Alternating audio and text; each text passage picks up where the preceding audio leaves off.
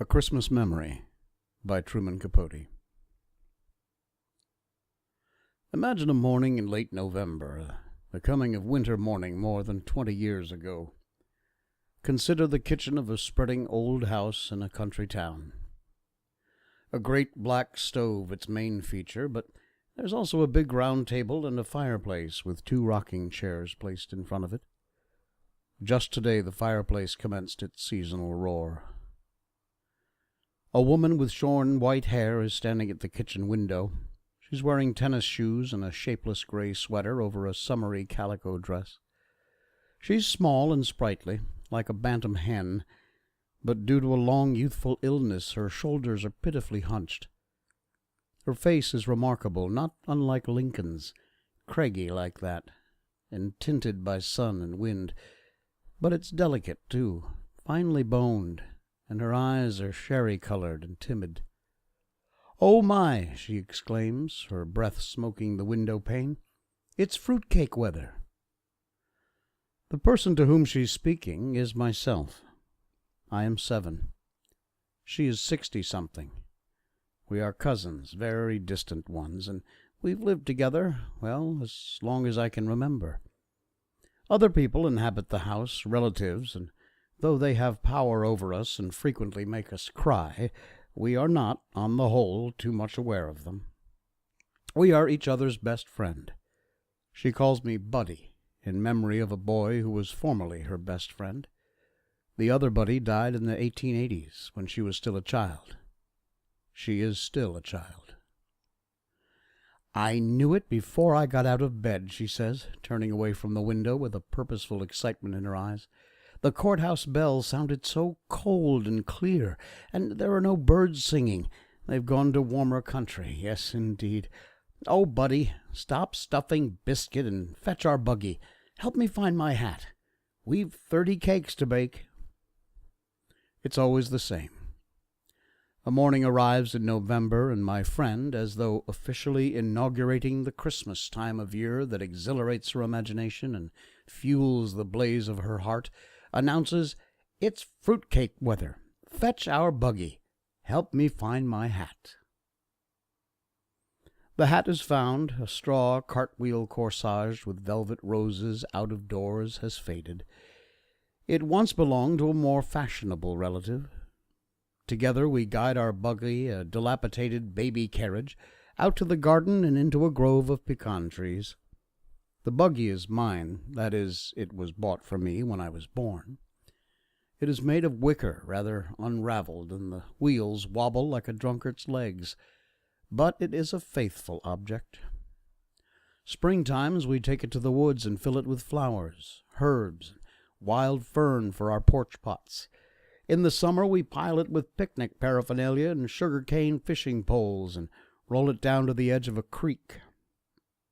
It has its winter uses, too, as a truck for hauling firewood from the yard to the kitchen, as a warm bed for Queenie, our tough little orange and white rat terrier who has survived distemper and 2 rattlesnake bites.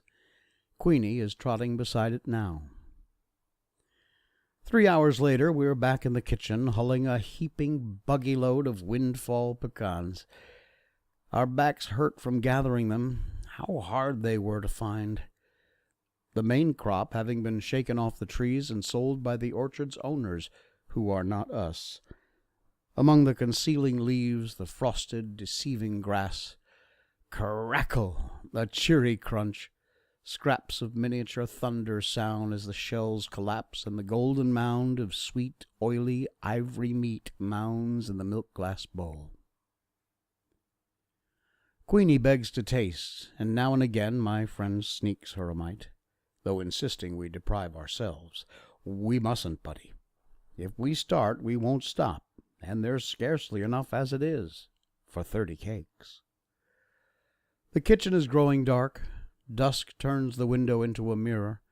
Our reflections mingle with the rising moon as we work by the fireside in the firelight. At last, when the moon is high enough, we toss the final hull into the fire and, with joint sighs, watch it catch flame. The buggy is empty. The bowl is brimful. We eat our supper, cold biscuits, bacon, blackberry jam, and discuss tomorrow. Tomorrow, the kind of work I like best begins. Buying. Cherries and citron, ginger and vanilla, and canned Hawaiian pineapple, rinds, raisins, walnuts, whiskey, and oh, so much flour, butter, so many eggs, spices, flavorings. Why, we'll need a pony to pull the buggy home. But before these purchases can be made, there's the question of money. Neither of us has any, except for skinflint some persons in the house occasionally provide. A dime is considered very big money, or what we earn ourselves from various activities, holding rummage sales, selling buckets of hand-picked blackberries, jars of homemade jam and apple jelly and peach preserves, rounding up flowers for funerals and weddings. Once we won 79th prize, $5, in a national football contest. Not that we know a fool thing about football, it's just that we enter any contest we hear about. At the moment, our hopes are centered on the $50,000 grand prize being offered to name a new brand of coffee. We suggested AM, and after some hesitation, for my friend thought it perhaps sacrilegious, the slogan AM Amen. To tell the truth, our only really profitable enterprise was the Fun and Freak Museum we conducted in a backyard woodshed 2 summers ago. The Fun was a stereopticon with slide views of Washington and New York, lent us by a relative who'd been to those places. She was furious when she discovered why we'd borrowed it. The Freak was a 3-legged bitty chicken hatched by one of our own hens. Everybody hereabouts wanted to see that biddy. We charged grown-ups a nickel, kids 2 cents, and took in a good $20 before the museum shut down due to the decease of the main attraction. But one way or another, we do each year accumulate Christmas savings, a fruitcake fund. These monies we keep hidden in an ancient bead purse under a loose board, under the floor, under a chamber pot, under my friend's bed. The purse is seldom removed from its safe location except to make a deposit or, as happens every Saturday, a withdrawal. For on Saturdays I am allowed 10 cents to go to the picture show. My friend has never been to a picture show, nor does she intend to. I'd rather hear you tell the story, buddy. That way I can imagine it more. Besides, a person my age shouldn't squander their eyes. When the Lord comes, let me see him clear. In addition to never having seen a movie, she has never eaten in a restaurant, traveled more than 5 miles from home, received or sent a telegram, read anything except funny papers and the Bible, worn cosmetics, cursed, wished someone harm, told a lie on purpose, let a hungry dog go hungry. Here are a few things she has done. Does do. Killed with a hoe the biggest rattlesnake ever seen in this county. 16 rattles. Dip snuff, secretly. Tame hummingbirds, just try it, till they balance on her finger. Tell ghost stories, we both believe in ghosts. So tingling they chill you in July. Talk to herself, take walks in the rain, grow the prettiest japonicas in town, know the recipe for every sort of old-time Indian cure, including a magical wart remover.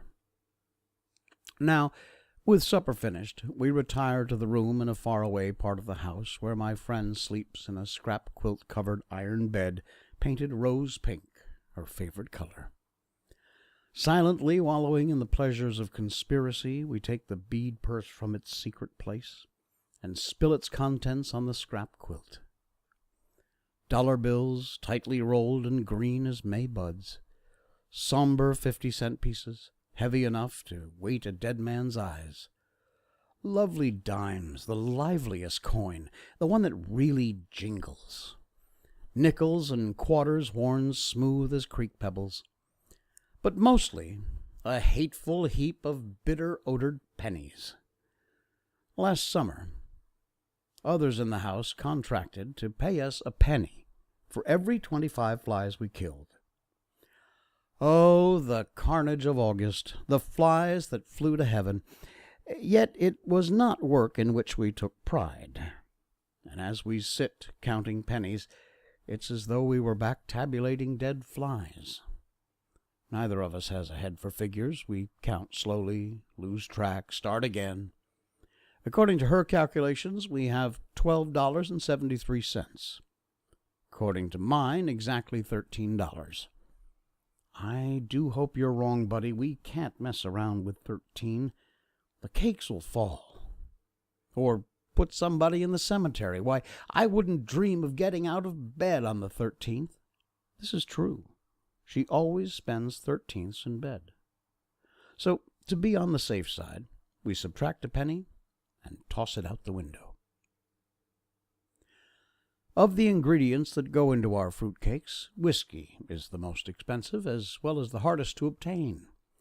State laws forbid its sale, but everybody knows you can buy a bottle from Mr. Ha-Ha Jones. And the next day, having completed our more prosaic shopping, we set out for Mr. Ha-Ha's business address. A sinful, to quote public opinion, fish fry and dancing cafe down by the river.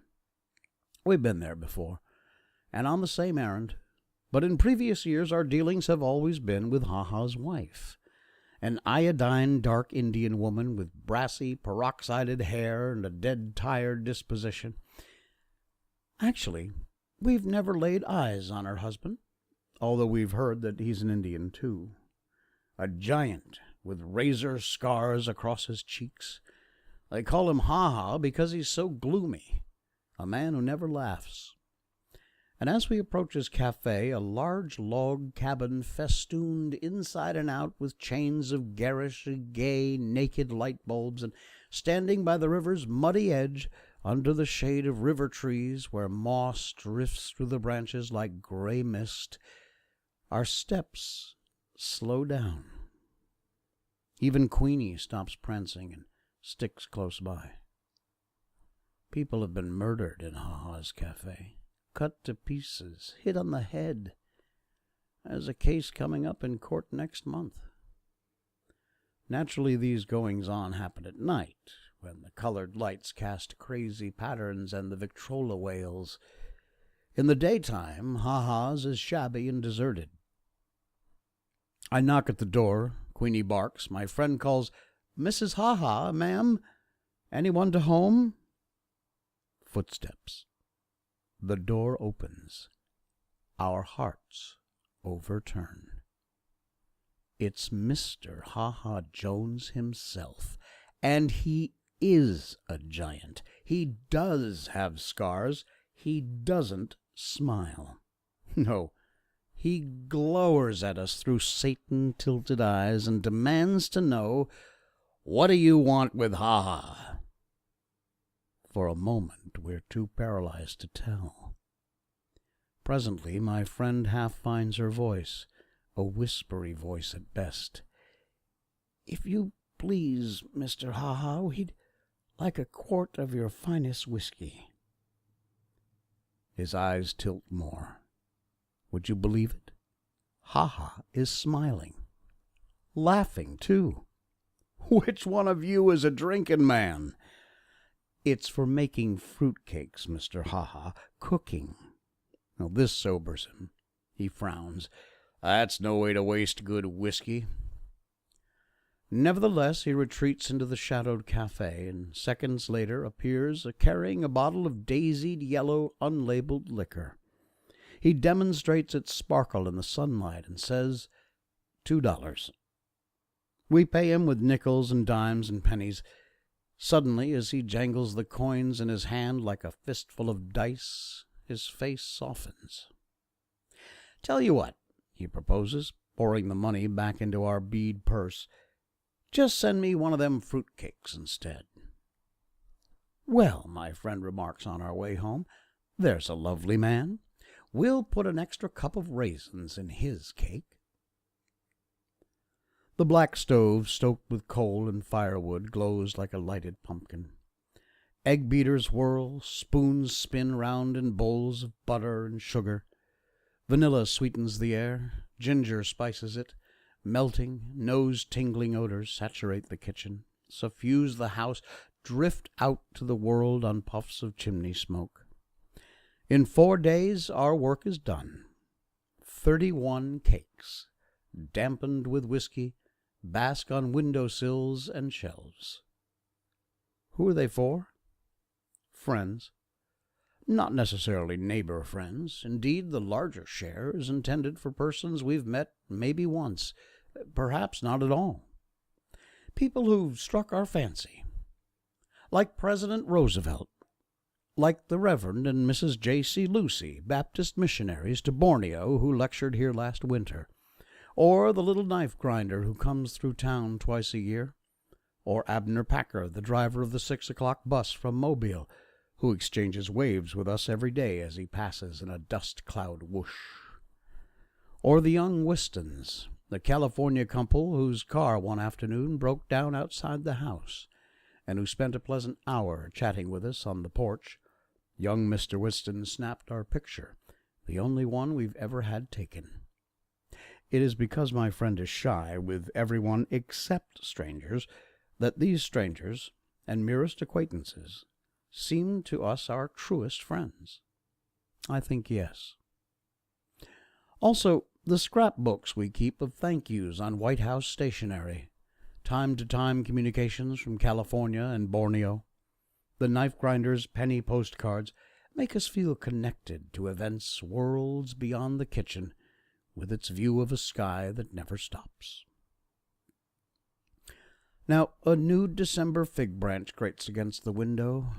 Kitchen is empty, the cakes are gone.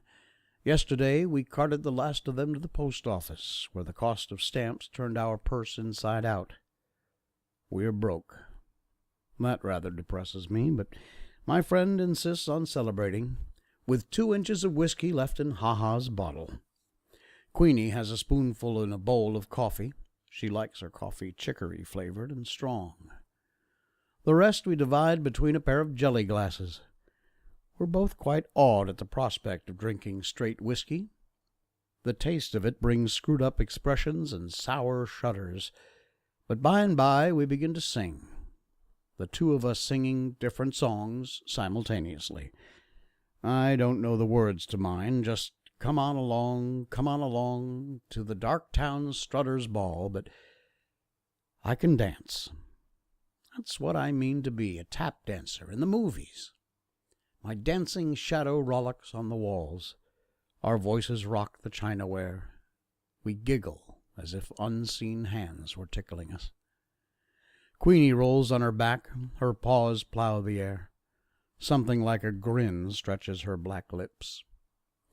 Inside myself I feel warm and sparkly as those crumbling logs, carefree as the wind in the chimney. My friend waltzes round the stove, the hem of her poor calico skirt pinched between her fingers as though it were a party dress. "Show me the way to go home," she sings, her tennis shoes squeaking on the floor. Show me the way to go home. Enter 2 relatives, very angry, potent with eyes that scold and tongues that scald. Listen to what they have to say, the words tumbling together in a wrathful tune. "A child of 7, whiskey on his breath. Are you 2 out of your mind? Feeding a child of 7 must be loony. Road to ruination. Remember Cousin Kate, Uncle Charlie's brother-in-law? Shame, scandal, humiliation. Kneel, pray, beg the Lord." Queenie sneaks under the stove. My friend gazes at her shoes. Her chin quivers. She lifts her skirt and blows her nose and runs to her room. Long after the town has gone to sleep and the house is silent except for the chiming of clocks and the sputter of fading fires, she is weeping into a pillow already as wet as a widow's handkerchief. "Don't cry," I say, sitting at the bottom of her bed, and shivering despite my flannel nightgown that smells of last winter's cough syrup. Don't cry, I beg, teasing her toes, tickling her feet. You're too old for that. It's because, she hiccups, I am too old. Old and funny. Not funny. Fun. More fun than anybody. Listen, if you don't stop crying, you'll be so tired tomorrow we can't go cut a tree. She straightens up. Queenie jumps on the bed where Queenie is not allowed to lick her cheeks. I know where we'll find real pretty trees, buddy, and holly, too, with berries as big as your eyes. It's way off in the woods, farther than we've ever been. Papa used to bring us Christmas trees from there, carry them on his shoulder. That's 50 years ago. Well, now, I can't wait for morning. Morning. Frozen rime lusters the grass. The sun, round as an orange and orange as hot weather moons, balances on the horizon, burnishing the silvered winter woods. A wild turkey calls. A renegade hog grunts in the undergrowth. Soon, by the edge of knee-deep, rapid-running water, we have to abandon the buggy. Queenie wades the stream first, paddles across barking complaints at the swiftness of the current, the pneumonia-making coldness of it. We follow, holding our shoes and equipment, a hatch, a burlap sack above our heads. A mile more of chastising thorns, burrs, and briars that catch at our clothes, of rusty pine needles brilliant with gaudy fungus and molded feathers. Here, there, a flash, a flutter, an ecstasy of shrilling reminding us that not all the birds have flown south. Always the path unwinds through lemony sun pools and pitch-black vine tunnels. Another creek to cross. A disturbed armada of speckled trout froths the water round us, and frogs the size of plates practice belly flops. Beaver workmen are building a dam. On the farther shore, Queenie shakes herself and trembles. My friend shivers too, not with cold but enthusiasm. One of her hat's ragged roses sheds a petal as she lifts her head and inhales the pine-heavy air. We're almost there. Can you smell it, buddy? She says, as though we were approaching an ocean. And indeed it is a kind of ocean. Scented acres of holiday trees, prickly-leafed holly, red berries shiny as Chinese bells. Black crows swoop upon them screaming. Having stuffed our burlap sacks with enough greenery and crimson to garland a dozen windows, we set about choosing a tree. It should be, muses my friend, twice as tall as a boy, so a boy can't steal the star.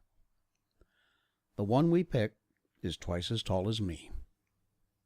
A brave, handsome brute that survives 30 hatchet strokes before it keels with a creaking, rending cry.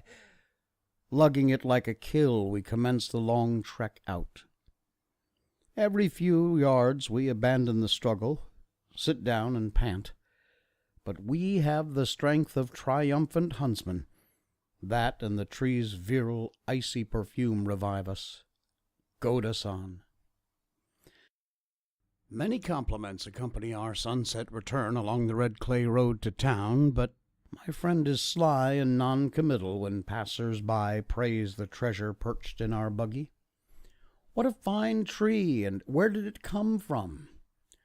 Yonder ways, she murmurs vaguely.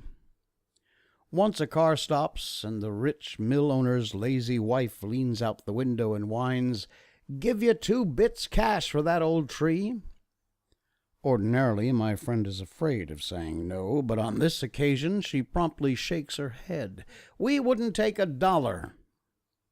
The mill owner's wife persists. $1 my foot, 50 cents. That's my last offer. Goodness, woman, you can get another. In answer, my friend gently reflects, "I doubt it. There's never 2 of anything." Home, Queenie slumps by the fire and sleeps till tomorrow, snoring loud as human. A trunk in the attic contains a shoebox of ermine tales off the opera cape of a curious lady who once rented a room in the house. Coils of frazzled tinsel gone gold with age. One silver star, a brief rope of dilapidated, undoubtedly dangerous, candy-like light bulbs. Excellent decorations as far as they go, which isn't far enough. My friend wants our tree to blaze like a Baptist window, droop with weighty snows of ornament, but we can't afford the made-in-Japan splendors at the 5 and dime, so we do what we've always done. Sit for days at the kitchen table with scissors and crayons and stacks of colored paper. I make sketches and my friend cuts them out. Lots of cats, fish too, because they're easy to draw, some apples, some watermelons, a few winged angels devised from saved-up sheets of Hershey bar tinfoil. We use safety pins to attach these creations to the tree as a final touch. We sprinkle the branches with shredded cotton, picked in August for this purpose. My friend, surveying the effect, clasps her hands together. Now, honest, buddy, doesn't that look good enough to eat? Queenie tries to eat an angel. After weaving and ribboning holly wreaths for all the front windows, our next project is the fashioning of family gifts. Tie-dye scarves for the ladies. For the men, a home-brewed lemon and licorice and aspirin syrup to be taken at the first symptoms of a cold and after hunting. But when it comes time for making each other's gift, my friend and I separate to work secretly. I would like to buy her a pearl-handled knife, a radio, a whole pound of chocolate-covered cherries. We tasted some once. She always swears, I could live on them, buddy. Yes, Lord, I could. And that's not taking his name in vain. Instead, I am building her a kite. She would like to give me a bicycle. She's said so on several million occasions. If only I could, buddy. It's bad enough in life to do without something you want, but confound it, what gets my goat is not being able to give somebody something you want them to have. Only one of these days I will, buddy. Locate you a bike, don't ask how. Steal it, maybe. Instead, I'm fairly certain that she's building me a kite. Same as last year and the year before. The year before that, we exchanged slingshots, all of which is fine by me, for we are champion kite flyers who study the wind like sailors. My friend, more accomplished than I, can get a kite aloft when there isn't enough breeze to carry clouds. Christmas Eve afternoon, we scrape together a nickel and go to the butcher's to buy Queenie's traditional gift, a good gnawable beef bone. The bone wrapped in funny paper and placed high in the tree near the silver star. Queenie knows it's there. She squats at the foot of the tree, staring up in a trance of greed. When bedtime arrives, she refuses to budge. Her excitement is equaled by my own. I kick the covers and turn my pillow as though it were a scorching summer's night. Somewhere a rooster crows, falsely, for the sun is still on the other side of the world. Buddy, are you awake? It is my friend calling from her room, which is next to mine. And an instant later she is sitting on my bed holding a candle. Well, I can't sleep a hoot, she declares. My mind's jumping like a jackrabbit. Buddy, do you think Mrs. Roosevelt will serve our cake at dinner? We huddle in the bed. She squeezes my hand. I love you. Seems like your hand used to be so much smaller. I guess I hate to see you grow up. When you're grown up, will we still be friends? I say always. But I feel so bad, buddy. I wanted so bad to give you a bike. I tried to sell my cameo Papa gave me. Buddy, she hesitates, as though embarrassed. I made you another kite. Then I confess that I made her one, too, and we laugh.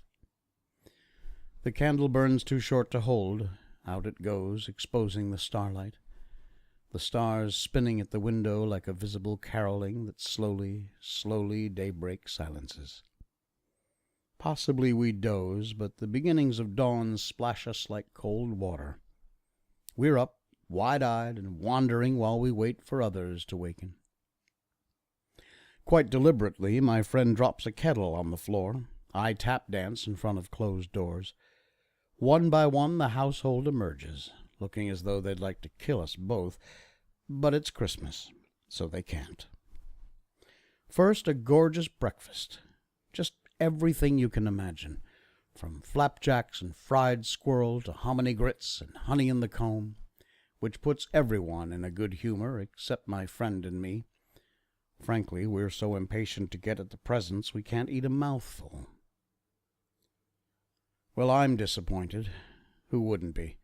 With socks, a Sunday school shirt, some handkerchiefs, a hand-me-down sweater, and a year's subscription to a religious magazine for children, The Little Shepherd.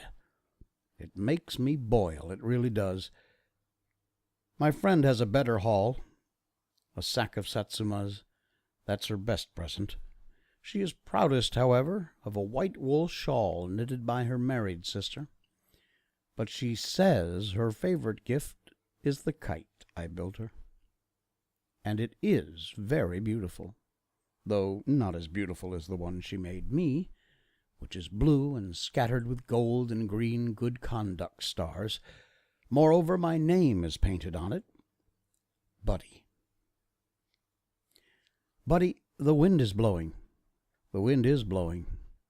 And nothing will do till we've run to a pasture below the house where Queenie has scooted to bury her bone, and where, a winter hence, Queenie will be buried too. There, plunging through the healthy waist-high grass, we unreel our kites, feel them twitching at the string like sky-fish as they swim into the wind. Satisfied, sun-warmed, we sprawl on the grass and peel satsumas and watch our kites cavort. Soon I forget the socks and hand-me-down sweater. I'm as happy as if we'd already won the $50,000 grand prize in that coffee naming contest. My, how foolish I am, my friend cries, suddenly alert, like a woman remembering too late she has biscuits in the oven. You know what I've always thought? She asks in a tone of discovery and not smiling at me, but a point beyond. I've always thought a body would have to be sick and dying before they saw the Lord. And I imagined that when he came, it would be like looking at the Baptist window. Pretty as colored glass with the sun pouring through. Such a shine you don't know it's getting dark. And it's been a comfort to think of that shine taking away all the spooky feeling. But I'll wager it never happens. I'll wager at the very end a body realizes the Lord has already shown himself. That things as they are, her hand circles in a gesture that gathers clouds and kites and grass and Queenie pawing earth over her bone. Just what they've always seen was seeing him. As for me, I could leave the world with today in my eyes. This is our last Christmas together. Life separates us. Those who know best decide that I belong in a military school, and so follows a miserable succession of bugle-blowing prisons, grim reveille-ridden summer camps. I have a new home, too, but it doesn't count. Home is where my friend is, and there I never go. And there she remains, puttering around the kitchen, alone with Queenie, then alone. Buddy dear, she writes in her wild, hard-to-read script, yesterday Jim Macy's horse kicked Queenie bad. Be thankful she didn't feel much. I wrapped her in a fine linen sheet and rode her in the buggy down to Simpson's pasture where she can be with all her bones. For a few Novembers she continues to bake her fruitcakes single-handed. Not as many, but some, and of course she always sends me the best of the batch. Also in every letter she encloses a dime wadded in toilet paper. See a picture show, and write me the story. But gradually in her letters she tends to confuse me with her other friend, the buddy who died in the 1880s. More and more 13ths are not the only days she stays in bed. A morning arrives in November, a leafless, birdless coming of winter morning, when she cannot rouse herself to exclaim, "Oh my, it's fruitcake weather." And when that happens, I know it. A message saying so merely confirms a piece of news some secret vein had already received, severing from me an irreplaceable part of myself, letting it loose like a kite on a broken string. That is why, walking across a school campus on this particular December morning, I keep searching the sky, as if I expected to see, rather like hearts, a lost pair of kites hurrying towards heaven.